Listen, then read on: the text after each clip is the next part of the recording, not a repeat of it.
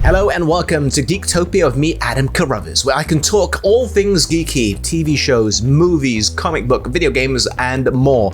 Today, we are focusing on something I've just finished watching, the final episode, and the series as a whole, WandaVision. Ooh, yeah. Now, I got a lot of thoughts about this, so let's take a deep dive into WandaVision.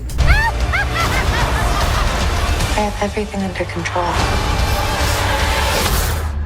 Are you sure? Marvel Studios' WandaVision.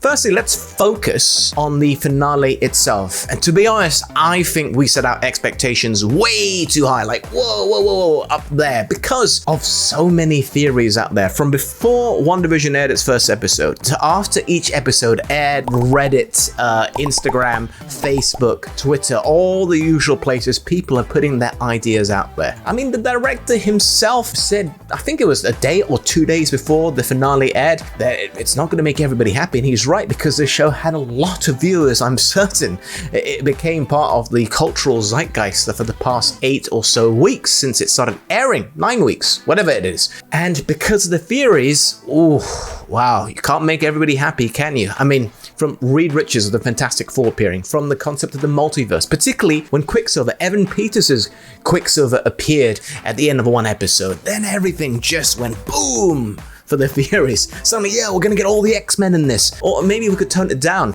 Doctor Strange should be appearing in at least one episode, in at least the series finale. That was not the case, although his name was mentioned. And it didn't help either that Paul Bettany comes out and he says, yeah, there's a cameo in it, which is somebody I've been looking forward to act with my entire life. He's admitted he was pulling a fast one on us. He was talking about himself. See, the clue's in the words, my entire life. Who else do you know better than yourself, right? That's right. I will say another negative thing, and I'm not trying to just bash WandaVision here, but I'm not a big fan of too much CGI. I think of Batman v Superman, the end, where they had Wonder Woman, Doomsday, Batman, and Superman. Too much CGI. It just looks messy. Same with the end of the Wonder Woman movie as well. Just there in your face. I think I'm gonna puke!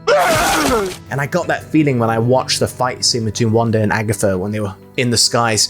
Just a little bit too much. That's just personal preference. It's a fine line between looking good with all the CGI, I think Endgame did it pretty well, and then looking messy. For WandaVision in that specific scene, I just felt it was a bit much. But again, that's just my own personal preference. So the general aesthetic of the show, I did like though. It was very clean, it was very concise. But maybe I'm a traditionalist. Maybe I'm like Christopher Nolan, who insists on shooting things as realistically as possible. I mean, who else would crash a plane into a building like he did last year with Tenet? It just looks better. Or Tom Cruise likes doing his own stunts in movies because it does look better.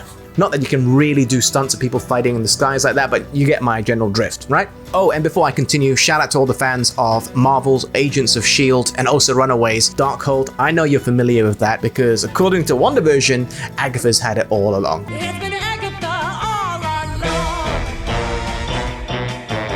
Why is that? I'm sure there's lots of rumors out there. I'm sure there's multiple threads on Twitter or on Reddit about it, so I'm not going to talk too much, but I feel your pain here. Yeah, here. I want to be free of this pain. So what is the show about for me? It is about a character who's faced massive losses. Decades before, she lost her parents, she's lost her brother, and most recently, she's lost the love of her life, which is the Vision. And the show is about her dealing with that, and it's about the ramifications of her having powers as she tries to come to terms with loss, to devastating effect to all the residents around her, trapping them in the hex and transforming the world as they know it to be more like a TV show or various TV shows. That's what it's about for me. I don't know if you agree or disagree. I guess that was interesting in its own way as well, and I applaud Marvel for doing that, for looking at how characters are dealing with loss. I tip my hat to you, Marvel people. Just one more thing to add to the series as a whole, and this is going to tie into what I mentioned earlier about the finale perhaps not living up to expectations, but felt like the show maybe peaked before it ended. Those episodes where we saw Evan Peters, where we started to understand the world that was happening around the Hex, not just inside the Hex. I would give those a solid like 9 out of 10, maybe 9.5 out of 10. And it certainly built the series up for a really big jump, but the final 2 episodes didn't quite stick the landing. That's just my take on it. That's how I viewed it. I'm not sure if you agree with me, but please do let me know. So what's next? A lot of the questions have been answered by the time the series wrapped, but just like Salt Bae sprinkling salt onto his meat, which sounds so wrong, Marvel have sprinkled even more questions, which we're gonna have to wait a very long time for to be answered. That's how Marvel keeps us hooked onto their universe, by leaving those little breadcrumbs for us to follow and put our theories onto the internet, which is what we've done exactly with WandaVision. Am I right? Of course. I mean, with Vision himself flying off his white vision, memories restored, we know we're gonna see him again, we just have no idea when. Be interesting to see what his character arc would be next. But remember when Wanda said goodbye to her self-constructed Vision?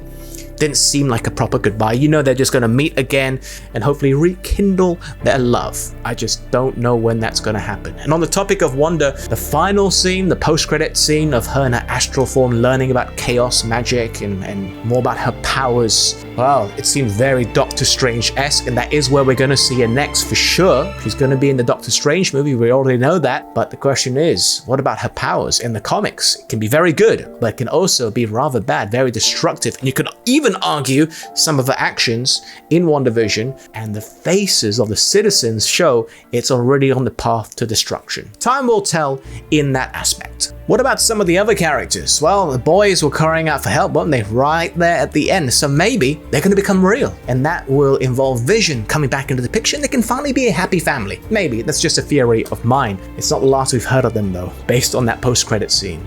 Monica Rambeau, we saw her have her own post-credit scene. She's going to be in Captain Marvel too, so plenty more of her on the way. More Secret Invasion storyline, more Nick Fury. Yes, lots to look forward to. Fury, you son of a bitch. Ooh, you kiss your mother with that mouth?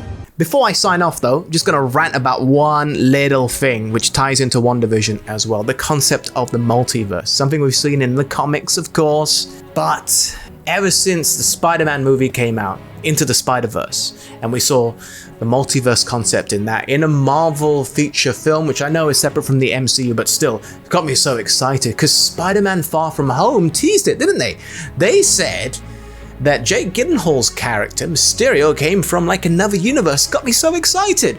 That was a cop-out. WandaVision, all the theories thrown into it also were a cop-out. There was no multiverse in this show, particularly that Evan Peters Quicksilver thing, right? Such a big letdown. The next Doctor Strange movie does have multiverse in the title, so I'm certain they'll finally explore it. They might even explore it, and I'm sure they will, in the next Spider-Man movie, which has a name now. It's No Way Home, and I mean, if Andrew Garfield appears in that, if Tobey Maguire appears in that, really embracing the multiverse concept, I'll be so happy. Plus, Doctor Strange is confirmed to be a mentor to Spider-Man in that movie as well. Plus, Jamie Foxx has said he's in it, and he's playing Electro again. Let's see how they handle that one and the multiverse concept, and hope that they don't cop out. Yeah.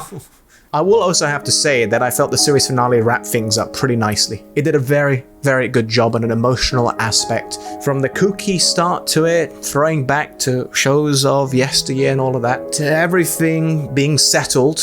Agatha has been handled, all the questions we had been answered. But Wanda's world was slowly closing in on itself, and she managed to have that kiss goodbye with Vision. She managed to tuck her kids into bed and said goodbye to them in her own way as the hex got smaller and smaller and everybody around her just sort of disappeared. That was good. Very good. What is grief? If not love, persevering.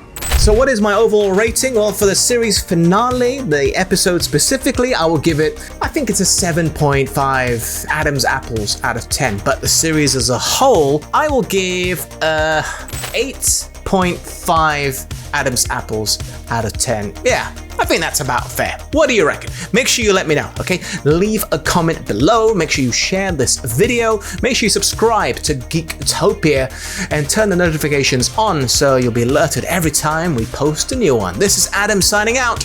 See you next time.